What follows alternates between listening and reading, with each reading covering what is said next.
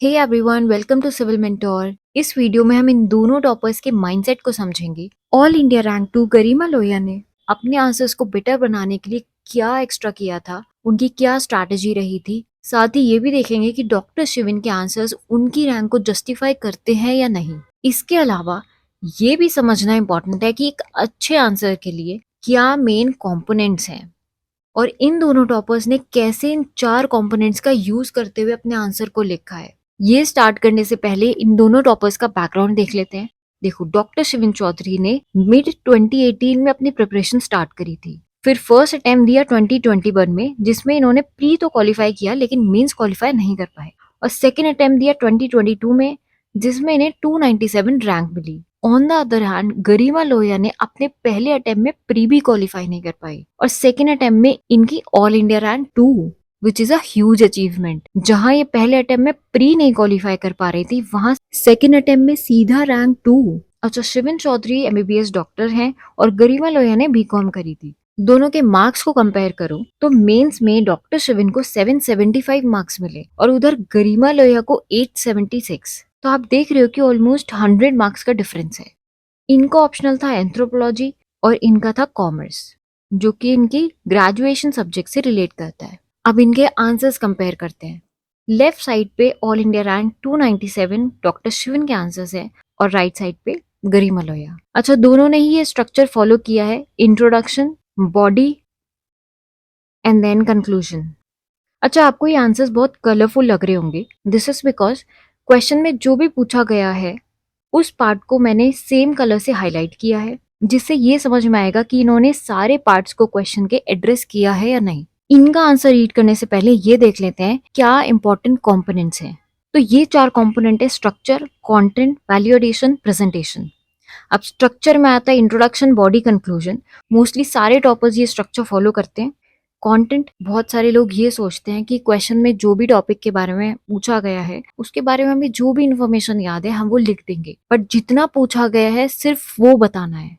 तो relevant information. अब आता है कीवर्ड्स। देखो, कीवर्ड्स बहुत इंपॉर्टेंट है क्योंकि आपने इन्फॉर्मेशन तो सही दे दी, बट अगर आपने कीवर्ड्स इंक्लूड नहीं किए तो जो दूसरा कैंडिडेट है जो इन कीवर्ड्स को इंक्लूड कर रहा है अपने कंटेंट में, उसको आपसे थोड़ा एक्स्ट्रा मार्क्स मिलेगा। तो ये जो कीवर्ड्स है ना, ये आपके कंटेंट में वैल्यू भी ऐड करते हैं। ये कीवर्ड्स क्या होते हैं ये हम आगे आंसर्स में देखेंगे। वैल्यू एडिशन, इसमें आता है एग्जाम्पल्स, जैसे कि आप जजमेंट्स कोट करते हो, रिपोर्ट्स कोट करते हो, फैक्ट्स लिखते हो। फिर आता है प्रेजेंटेशन। प्रेजेंटेशन में बहुत सारी चीजें हैं, जैसे कि आपकी हैंड राइटिंग। हम ये भी बात करेंगे कि हैंड राइटिंग कितनी मैटर करती है। उसके बाद मैप्स, फ्लो चार्ट्स। हेडिंग को आप कंटेंट से अलग दिखाने के लिए उसको बॉक्स में एनक्लोज करते हो या बोल्ड लिखते हो, अपर केस में लिखते हो। ये सब चीजें आपके प्रेजेंटेशन में आती हैं। अब चलो इन दोनों के आंसर्स कंपेयर करते हैं।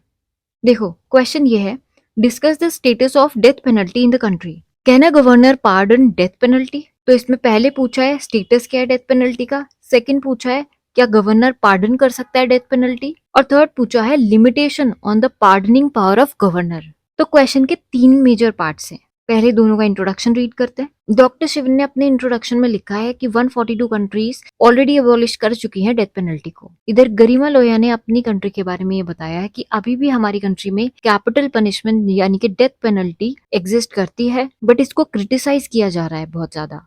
किन बेसिस पे क्रिटिसाइज किया जा रहा है, ये इन्होंने एक फ्लो चार्ट में डिस्क्राइब किया है। अब आता है क्वेश्चन का first part, status of death penalty. इस हेडिंग को इन्होंने एक बॉक्स में एनक्लोज किया है और फिर ये एक फ्लो चार्ट बनाया है। यहाँ पे इन्होंने इसको थोड़ा सा कंटिन्यू करते हुए लिखा है कि however still continues in India but with certain safeguards. अब यहाँ पे इन्होंने कुछ सेफगार्ड्स, कुछ जजमेंट्स कोट किए हैं और यहाँ पे भी जजमेंट्स कोट किए गए हैं। अब आता है क्वेश्चन का second part, power of governor.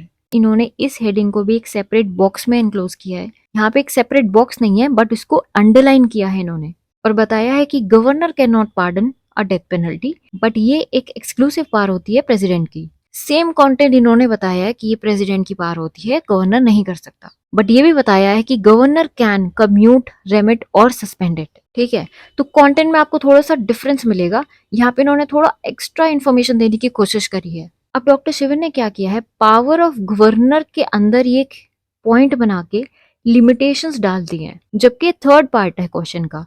और गरिमा लोया ने इसको एक अलग हेडिंग बना के अंडरलाइन किया है और इसमें 4 पॉइंट्स लिखे हैं। तो क्लियरली समझ में आ रहा है इनका कंटेंट थोड़ा सा एक्स्ट्रा है और इनके पॉइंट्स भी सारे रेलेवेंट है। यहाँ पे इन्होंने फ्लो चार्ट बनाया है। इन्होंने कुछ कीवर्ड्स भी मेंशन किए हैं, जैसे कि court martial, discretionary power, judicial review और नंबर ऑफ पॉइंट्स भी ज्यादा है एज कम्पेयर टू दिस।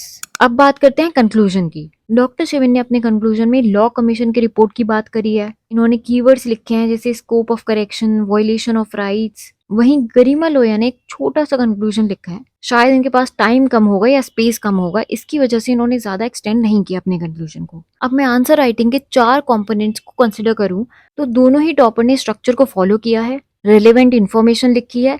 इनके आंसर में थोड़ी एक्स्ट्रा इन्फॉर्मेशन है जो कि रेलेवेंट भी है। दोनों ने ही जजमेंट्स, एग्जाम्पल्स कोट किए हैं।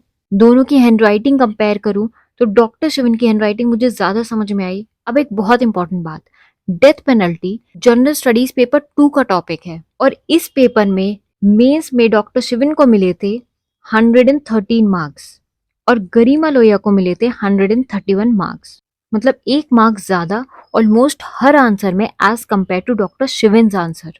हैंडराइटिंग डॉक्टर शिवन की बेटर है क्योंकि मार्क्स गरिमा लोया को एक्स्ट्रा मिला है। इससे ये समझ में आता है कि हैंडराइटिंग उतनी मैटर नहीं करती, बस आंसर रीडेबल होना चाहिए जिससे एग्जामिनर उसको अच्छे से पढ़ पाए, समझ पाए, उन्हें डिफिकल्टी फेस ना हो। आंसर्स दोनों के ही अच्छे हैं, बट अगर मैं कंपेयर करूं तो ओवरऑल गरिमा लोया का आंसर बेटर लगा मुझे। आपको किसका आंसर बेटर लगा ये कमेंट करके बताओ।